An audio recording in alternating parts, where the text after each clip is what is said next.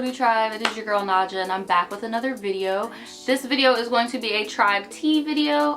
If you guys don't know what tribe tea is, if you're new to this channel, because I do have a lot of new people, sorry my hair's fucked up, I cannot find my brush, but tribe tea is basically when Voodoo Tribe members send in their own stories and I share them on this channel. And I do not read them beforehand, so we're all listening to it for the first time. So this subject of this email is called I Was Set Up to Be Raped. Okay, let's just get right into it.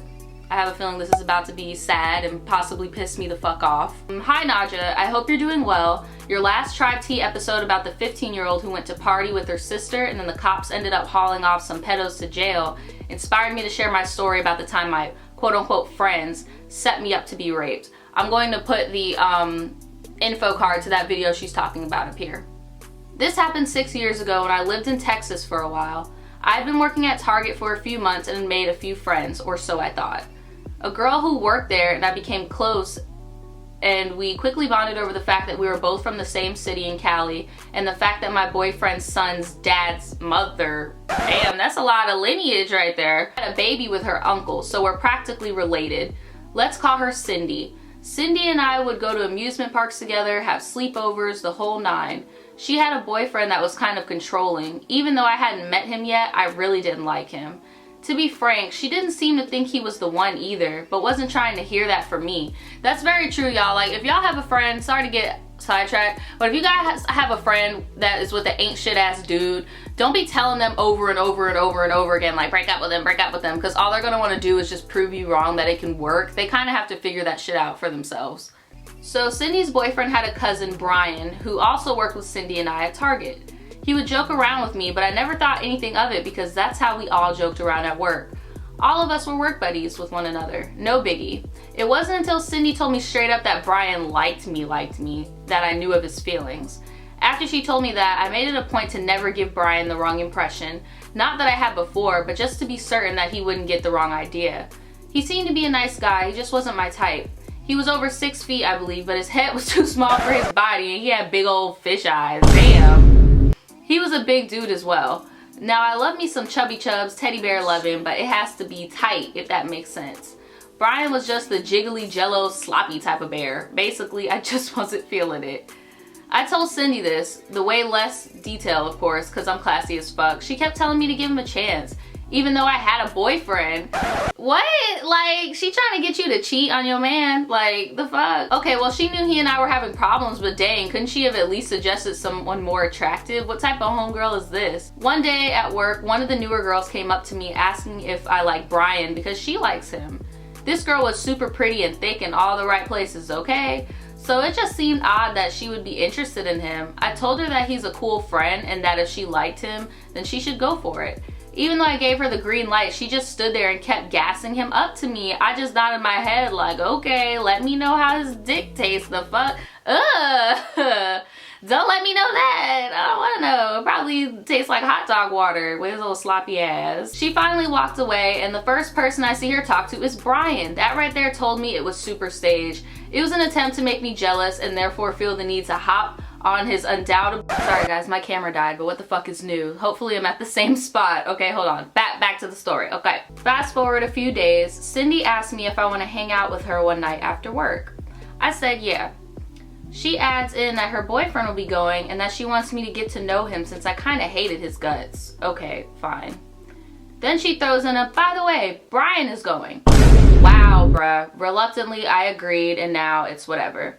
The night rolls around and Cindy's boyfriend meets the three of us at work. In the parking lot, I ask Sydney if she's driving. She then tells me that she and her boyfriend are going in his car and I'm supposed to ride alone with Brian. What in the actual fuck though?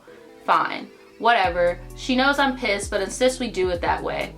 We leave Target. I'm in the car with Brian, uncomfortable as fuck. We end up making a stop at some random house after a quick drive. Mind you, it's nighttime. The neighborhood is sketchy as fuck and the house we pulled up to had no lights on anywhere. Brian got out of his car and so did Sydney's boyfriend. I honestly can't remember if Sydney got out. If I remember correctly, the boys went inside the dark ass house for a while, then they finally got back in their cars. We drove to a hotel where the actual party was. I don't know what the fuck they was doing, but that shit just sounds sketchy. Like, I don't like that. As we're all walking into the hotel lobby, I ask what kind of party it is and who's gonna be there. Brian tells me it's a bunch of their nerdy friends who are in town for some video game convention. We get to the room and there are like 8 to 10 Asian kids just talking, laughing, and chilling. I was so relieved that it wasn't super ratchet. The only weird thing was that Brian said he and Sydney's boyfriend, let's just call him Evan, knew these kids, but they didn't seem to talk much or have that friend bond, if that makes sense. Regardless, Sydney and I found our way to the drinks area and went ham. We were pouring up left and right, snapping pics, singing, just cutting up. After a short time, all the Asian kids left the room and went into the adjoining room to play video games. Now it's just me, Sydney, Brian, and Evan.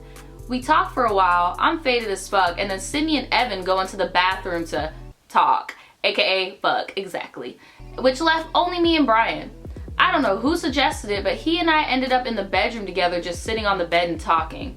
Side note, the bedroom was one door leading to the bathroom and there was another door from the bathroom leading into the area we had all just left. As drunk as I was, I remember looking at the gap at the bottom of the door over and over again, wondering why they kept the lights off and why I couldn't hear any sounds. It was quiet as hell in the room in the common area, so I knew I'd be able to hear something if they were moving and especially if they were having sex. Nothing. So Brian and I are talking, my speech is getting slower and slower because I had a lot to drink. My posture is worsening as well, and at that point I was sort of slumped forward. Brian knew I was fucked up and offered to bring me water. I said okay, and he left the room to fetch it. A few moments later, the door leading to the common area, the one that Brian had just gone through, opened. I looked up as much as my drunken state allowed, and I saw 2 dudes I had never seen before enter the room and close the door behind him.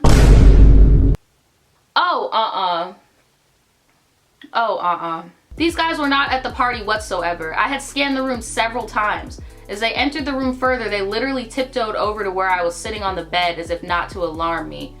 I'll never forget, the first thing that guy in front said, "Oh yeah, she looks ready." This shit's making me mad as fuck. Like, this is making me so fucking pissed off. As soon as I heard that, I became slightly more aware, but I was still slumped over, unable to move because of all the alcohol in my system. The first guy got closer to me and I managed to look at him as he used one finger to try and move my top to the side so that he could see more of my cleavage. It was then that I managed to finally talk. I asked, "Where is Brian?" The guy laughed and said, "Brian's gone. He doesn't want you anymore." As the guy behind him remained silent. I'm really trying to read this, but I'm like legit getting like infuriated right now. Like I'm really trying, but I looked at them both this time and asked again, "Where's Brian?" The first guy repeated that he was gone and added that he wasn't coming back and that I meant nothing to him. He then tried to push on my shoulder a couple of times to see if I would fall back onto the bed. I resisted as much as I could and remained sitting up, slightly hunched forward. I was so effed up that I didn't even notice that I had been whispering Brian's name over and over while they were laughing. They really thought that shit was funny. It was then that I realized that I needed to be yelling, so I somehow managed to muster up my voice and call for Brian louder and louder each time. That's when the 2 guys got scared, I guess. The only one who had talked thus far said something like, "Oh hell no, I'm not going down for this," or something like that. Honestly, I forgot. I just know they dipped with the quickness. Mind you, there was still no movement or noise from the bathroom. Everything was eerily quiet. Not even 10 seconds later, those guys dipped. Guess who comes in the room with water in hand? Side eye. This nigga casually sits down next to me, I'm assuming Brian's bitch ass. Hands me a cup of water and tries to talk to me like normal. I asked him what took him so long. I can't remember his excuse, but it doesn't really matter. I told him he shouldn't have left me and to not tell Sydney and Evan, but that the 2 guys came into the room while he was gone and tried to touch me. At this point, with the way my brain was functioning, I hadn't put it together that it was all a setup that he orchestrated, so I continued to confide in him. Brian then acted fake surprised / mad about what I had just told him and says he has to tell his cousin Evan. I begged him not to because I didn't want to ruin everyone's time and that I only told him so that he wouldn't have left me alone again. His dumbass hops off the bed and says, "No, I'm gonna tell them," and leaves the fucking bedroom. Oh my god, like, I don't know where Evan and Cindy really were that whole time, but by the time I hobbled my drunk ass out of the bedroom into the common area, they were out of the bathroom looking hella shocked. Evan was either an actor in his past life or he really wasn't in on the setup, because he was going the hardest to give the best performance. He was super hype, talking about he wanted to beat those niggas' asses and whatever. I kept telling him to calm down and we should all just have a good rest of the night. Truthfully, I was thankful that nothing else happened. Evan was like, nah, fuck that, let's go find them, I'm about to fuck them up. With his skinny ass. Okay, sis. Okay, don't give skinny niggas too much, because they could do some shit too. But still, I feel like all these people are really sketchy. Like, there was no changing his mind, so I went with him into the hallway to try to look for these thugs. As Evan and I were leaving the room though, I noticed that Brian and Cindy stayed behind. Matter of fact, Cindy barely said 2 words to me, not even an "are you okay, let's get you home," right? Like, at that point, if they really weren't in on it, they would be like, okay, no, fuck this, we're going home. Like, no, like, I'm going to the hotel staff, I'm going to the lobby, I'm letting them know there are some niggas over here trying to rape shit, I'm giving a description. No, we're going home, bitch. Like, fuck that. Evan and I are in the hallway now, and I'm thinking these guys are long gone, considering the time frame from when they left the bedroom to how long it took my drunken slow ass to articulate the situation to tell everybody. You think they'd be halfway to Hong Kong by now. Nah, B. Why did one of them by the elevator pushing to go down the floor? What the fuck? Time to run up. Time to run the fuck up. No. I told Evan, and we rush over there as the elevator doors open, and Evan starts yelling at the dude like, did you try to touch her? What the fuck did you do to her? The guy, I got a piece of hair on my damn phone. The guy's in the elevator now, and he has a smirk on his face and says, she's drunk, look at her, she's lying, I never touched her. Evan turns to me and asks, is this him? Like I said before, and like I told my quote-unquote friends, there were 2 guys in the room and one never spoke and didn't touch me. As I looked at the guy in the elevator, I realized he was the quiet one. He then said to me, tell him the truth, I never touched you. My eyes grew wide. I accused the wrong guy. I know that he was there, but technically he didn't do anything, of course. So what? He is associated with it. He's associated with it, and I'm not blaming you for shit, because this was not your fault. But this nigga was definitely just as much as a fucking perpetrator as the other dude. I said quietly and told Evan, no, it wasn't him who touched me. I felt my heart and stomach sink to the floor as I watched the elevator doors close. The smirk grew bigger on that monster's face as he said, let's see.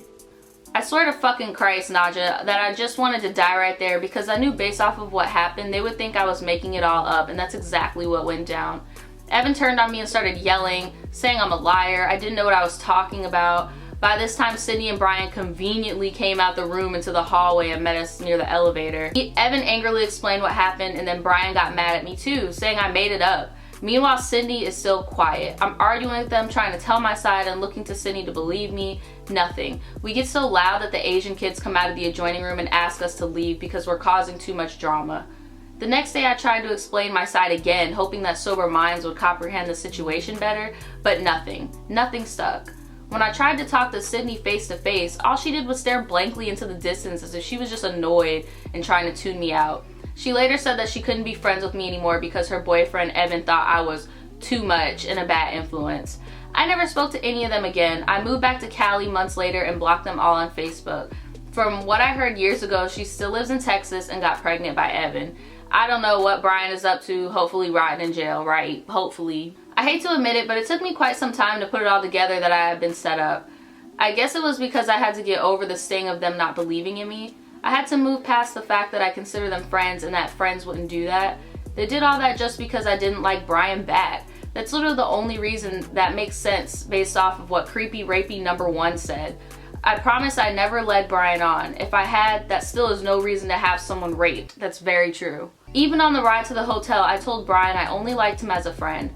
I guess that was my last chance to change my mind and his last straw. It seems to me that the sketchy house we stopped off at before the hotel was when they gave those 2 guys the final details. I don't think I ever told my then boyfriend because we weren't on good terms. I never even confronted Cindy or Brian about it being a setup either, since a lot of time has passed and I didn't feel like reliving it. I got lucky, but to your younger viewers who are still in the party phase, be careful. Exactly. Thanks for reading. Bless. Whew, y'all. That was a lot for me. That was a lot for me. Like, I don't know. It just makes me angry when women are involved specifically, because I just feel like there's this unspoken girl code that like no girl gets left behind. You should never sacrifice, like you should never sacrifice another girl's body to on the behalf of another man. Like, that's just really fucked up. And then there's that trust thing that, oh, well, this is the girl that I'm going with to turn up, this is my homegirl, like, she would never let anything like this happen to me. Like, and when they do, that shit just really gets things fucked. Like, it gets things really fucked, like, and it's not cool. But I'm really glad that nothing ever happened to you. Like, well, something did happen, but you know what I mean. Like, I'm glad that it didn't get to the worst possible scenario. But I definitely agree with you. I feel like they set you up, because why would that guy even know who Brian was in the room? And then how would that guy in the elevator feel so confident to say, oh, I didn't do nothing to you, type shit, right? And the fact that that nigga Brian kept leaving and that everybody just dipped in that moment. Like, it was definitely a setup. Like, fuck them. Fuck them. Alright guys, if you have any stories you would like to submit, the email is in the description below, and I will see you guys next time. Stay safe out here. Please, please stay safe. I know all this partying and shit stories seem very entertaining, but at the end of the day, there are lessons to be learned on why it's important to stay safe and keep good company around you so bad things don't happen to you. Peace.